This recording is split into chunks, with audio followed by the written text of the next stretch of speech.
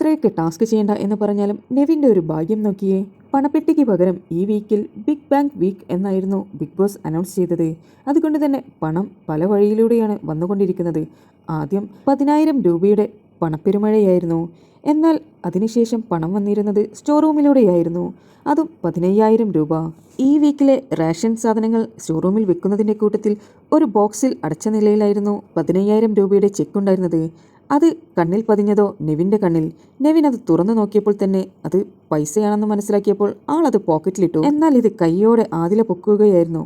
ആദിലയുടെ കണ്ണ് വെട്ടിച്ച് ഓടിയെങ്കിലും ആദിലയും നൂറയും വളഞ്ഞിട്ട് പിടിക്കുകയായിരുന്നു. ക്യാപ്റ്റൻ ആയതുകൊണ്ട് തന്നെ നൂറ അധികാരം സ്ഥാപിച്ച് നെവിൻ്റെ പക്കലിൽ നിന്ന് അത് വാങ്ങിയെടുക്കുകയായിരുന്നു. കാരണം നെവിന് ഈ ടാസ്കിൽ പങ്കെടുക്കാൻ പറ്റില്ല എന്നുള്ളത് ബിഗ് ബോസ് തന്നെ പറഞ്ഞു കഴിഞ്ഞതായിരുന്നല്ലോ. എന്നാൽ അപ്രതീക്ഷിതമായിട്ടായിരുന്നു ബിഗ് ബോസിൻ്റെ അനൗൺസ്മെൻറ്റ് വന്നത്. ആരാണോ ആ ചെക്ക് കണ്ടുപിടിച്ചത് അവർക്കായിരിക്കും ആ പണത്തിൻ്റെ അവകാശം എന്നായിരുന്നു ബിഗ് ബോസ് പറഞ്ഞത്.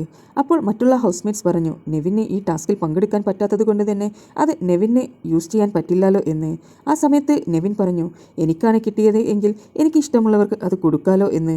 ആ സമയം ബിഗ് ബോസ് പറഞ്ഞു, നെവിൻ ഇത് ആർക്കാണ് കൊടുക്കുവാൻ താല്പര്യപ്പെടുന്നത് എന്ന്. ആദ്യം നെവിൻ എല്ലാവർക്കും അത് വീതിച്ചു നൽകുവാനായിരുന്നു ആഗ്രഹിച്ചത്.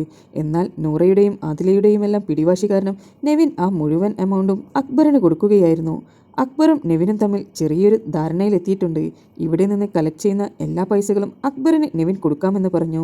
അതെല്ലാം പുറത്ത് ഇറങ്ങിക്കഴിഞ്ഞാൽ എനിക്ക് ഗൂഗിൾ പേ ആക്കി ചെയ്തു തന്നാൽ മതി എന്നായിരുന്നു നെവിൻ പറഞ്ഞത്. അത് ഒരു നല്ലൊരു സ്കീമായിരുന്നു. നെവിന് ടാസ്കിൽ പങ്കെടുക്കുവാൻ കഴിഞ്ഞിട്ടില്ലെങ്കിലും നെവിൻ അധ്വാനിച്ച് നേടുന്ന പൈസയെല്ലാം നെവിൻ്റെ പോക്കറ്റിലെത്തും. അക്ബർ ഈ കിട്ടുന്ന പൈസയെല്ലാം നെവിന് കൊടുക്കുകയാണെങ്കിൽ അത് നെവിൻ്റെ ഭാഗ്യം തന്നെയാണ്. നിങ്ങൾക്ക് ബിബിയുടെ പുതിയ അപ്ഡേറ്റ്സ് അറിയുവാൻ താല്പര്യമുണ്ടെങ്കിൽ എൻ്റെ ചാനൽ സബ്സ്ക്രൈബ് ചെയ്ത് സപ്പോർട്ട് ചെയ്യുക.